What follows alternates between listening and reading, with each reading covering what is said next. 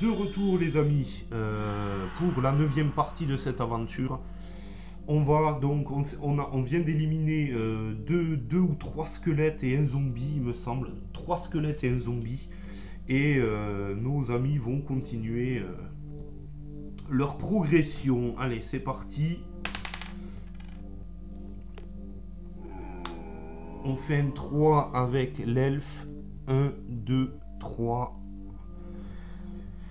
3, 3, 3, 7. Tac, il va venir se mettre là-bas. Il cherche un trésor.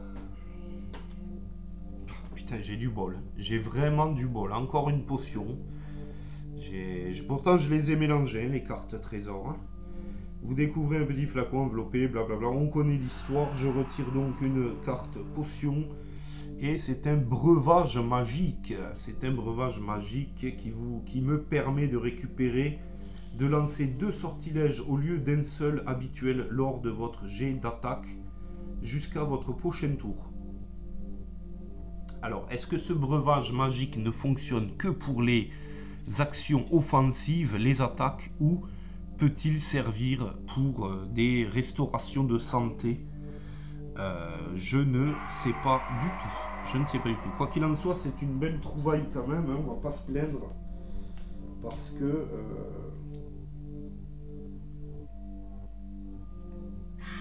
c'est pas mal. Voilà. Allez, on va continuer. La guerrière va avancer. 1, 2, 3. Ici. Elle est à 6. Donc, 1, 2, 3, 4, 5. Elle se met devant la porte. Elle va essayer de... Alors, pour changer, on va essayer de crocheter la porte. Je ne sais pas comment ça se passe. Je ne sais pas comment ça se passe. Il semblerait que l'on doive faire tous ces dés avec 3 reprises. Alors là, on a 4 crânes, un bouclier et un crâne. On va essayer. On va essayer de crocheter la porte en silence. On va essayer. Allez, premier jet. Donc elle a 2. Voilà. Toujours avec les dés de combat, il semblerait-il. Ou alors... on utilise les dés blancs. Je ne sais pas du tout comment ça se passe. Je vais faire un test. Gravaillon me corrigera s'il voit que je fais une erreur. Je pense, j'espère. Donc on va lancer 4 premiers dés suivis de 2 autres dés pour le premier test de crochetage. C'est pas mal. J'élimine déjà 3 crânes sur 4 et le bouclier noir. Ce qui est pas mal du tout. Et ça, c'est le premier jet. Il me reste encore quand même... Alors, 3 crânes et le bouclier noir. Ok. Donc, il me reste à faire un crâne et un bouclier normal sur un jet de 2. On va voir. Un crâne, 2 crânes, je fais. J'ai fait 2 crânes. Alors, je relance. 1. Et 2. Non. Je ne réussis pas à crocheter la serrure. Alors, on va tirer échec de crochetage. Échec de crochetage. Qu'est-ce qui se passe? Le mécanisme de la serrure se brise. Vous voilà contraint de forcer la porte. Oui. Eh bien oui, forcément. Alors, on va essayer de la forcer. Elle a 4 points de vie et 2 points de résistance. Allez, c'est parti. Par contre, je vais pas utiliser la guerrière là, hein, pour la forcer. Je vais aller avec le barbare s'il veut bien atteindre. Bon, on va déplacer le magicien, on déplacera le barbare après. 1, 2, 3, 4, 5. Magicien qui va se mettre là. Le barbare, 5. 5 et 7. 1, 2, 3, 4, 5, 6, 7. 1, 2, 3. Voilà, qui va venir à côté de la guerrière ici. Voilà, et qui va s'efforcer de fendre la porte en 2. Voilà, on est là. Hop. Hop là. Alors, première tentative. Je fais 3 crânes hein, pour la première tentative. c'est pas mal, c'est pas mal. Elle a que 2 dés de résistance, elle ne résiste pas, elle fait 2 crânes. Elle a fait 2 crânes, donc je lui enlève déjà 3 points de résistance, il n'en reste plus qu'un. Et là, ça devient intéressant. C'est parti. Ah, à nouveau 3 crânes, à nouveau 3 crânes. Bon, mais la porte, elle saute. Ils sont motivés, ils sont motivés.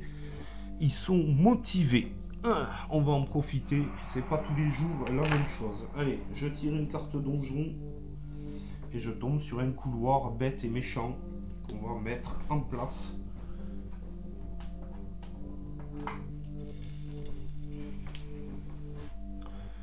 Voilà, clac. Et qui va faire un petit virage ici, histoire de gagner un tout petit peu de place. Je vais déplacer l'elfe. Ouais, bon, la piste de ciblage, je l'oublie parce qu'il n'y a plus de monstres et il n'y a plus de... Voilà, on est sur un crâne noir. On aura donc la piste du haut, encore une fois. Alors, c'est l'elfe que je voulais déplacer ou la guerrière. La guerrière a tenté de crocheter, n'y est pas arrivé. Le barbare a détruit la porte. 1, 2, 3, 4... 1, 2, 3, 4, 5. L'elfe arrive au bout du couloir ici et va découvrir ce qu'il en retourne en tirant une carte donjon. Nous avons une pièce avec une porte fermée à clé. Alors, la porte... Il tire en longueur quand même, hein, ce petit donjon. Il tire en longueur. J'aurais pu avoir peut-être un peu plus de chance. Donc la pièce, c'est une grande pièce rectangulaire. Voilà, je vous reprends les amis. C'est une très grande pièce. Elle est complètement vide par contre. Et voilà, donc il y a juste une porte fermée à clé ici, comme le stipule cette carte. Donc je vais mettre une carte serrure au bout comme d'habitude. Et on va s'empresser d'aller au bout de la salle pour ouvrir. Alors il y a, on peut chercher un trésor éventuellement, ça c'est vrai aussi. Donc j'étais arrivé au bout de mon déplacement avec l'elfe il me semble. On va se déplacer avec le barbare. 1, 2, 3, 4, 5, 6, 7. 1, 2, 3, 4 qui va chercher... non, pas le barbare, il cherche pas de trésor le barbare parce que ce n'est pas lui à chercher les trésors. On va confier ça plutôt au magicien si jamais il arrive 1, 2, 3, 4, 5, 6, 7, 8. 1, 2, 3, 4, 5, 6, 7, 8. Alors, le magicien est là, il a fait une action courir, donc il ne pourra même pas chercher le trésor. Voilà. La guerrière qui est à 6 points de vie. 1, 2, 3, 4, 5, 6... 1, 2, 3, 4 qui se met ici et qui cherche un trésor. Allez, c'est parti. Alors, je trouve ceci, donc une vieille boîte. Cette boîte contenant quelques pièces d'or a été abandonnée par un inconscient qui n'a même pas songé à la dissimuler. Prenez immédiatement 25 pièces d'or. Ouais, un inconscient passé par là, il a laissé sa petite cassette au milieu des cryptes de Verag. C'est tout à fait normal. Mais c'est ça les joies du jeu de rôle. Hein. Il y a pas tout... On peut en rigoler quand même. J'ai 125 pièces d'or juste avec la guerrière. Hein. Elle n'arrête pas de tirer des cartes trésors. Donc c'est plutôt cool. On tire le dé de la piste d'événement. Ce sera un crâne que je vais mettre ici. Et on va continuer sur la lancée. Le barbare va se mettre au contact de la porte et va essayer de la broyer sans perdre plus de temps. C'est parti. Alors, elle a 3 points de vie et 3 points de résistance. C'est parti. Il y a beaucoup de pièces à... Il y a beaucoup de portes à forcer, je trouve. On fera une vue générale à la fin de cette 9e épisode. Je vous montrerai la vue générale du donjon qui commence à être relativement massif. Alors, un crâne. Un crâne. Elle se défend. Un crâne encore. Je sens que ça va pas bien se passer cette fois-ci. Alors là, elle ne se défend pas, donc je lui fais sauter un point de vie. Il lui reste 2. Là, il faut que je fasse un résultat décisif. Je fais 3 crânes, ce qui est pas mal. On va voir. Il faut qu'elle en enlève au moins un seul, c'est tout, pour que la porte saute. Elle en enlève un seul, effectivement, c'est comme ça. C'est très bien. Elle en enlève un seul. Les 2 autres, c'est des crânes blancs. Allez, c'est parti. On fait sauter la serrure et on tire une carte donjon. Alors, c'est la pièce spéciale numéro A. Consultez la note sur la note de la quête. Alors, qu'est-ce qui se passe dans la pièce numéro A?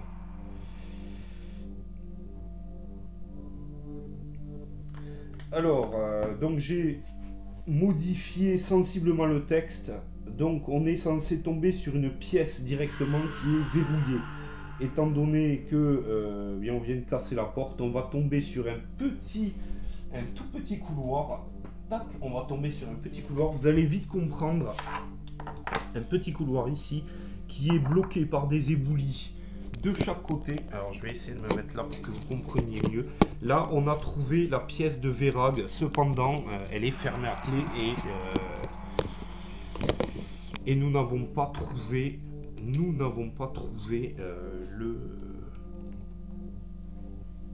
La clé qui permettrait d'ouvrir cette porte.